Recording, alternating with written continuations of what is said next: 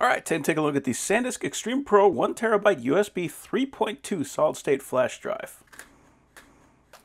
So there's the guy. You can see it does have a retractable plug, which is great because if you're like me and you'll be putting this in your pocket, you don't want to be breaking that thing off or getting a bunch of grime in it. So I do like seeing that. This does have a loop on here, so if you want to put this on your keychain, you can do that. And nice and simple and small. So what makes this drive so good is just that it's so fast. And I also like that it doesn't automatically retract when you try to push something on, so you don't have to be like forcing it. So it does have a mechanism that holds it in place, and you can pull it back easily if you press down.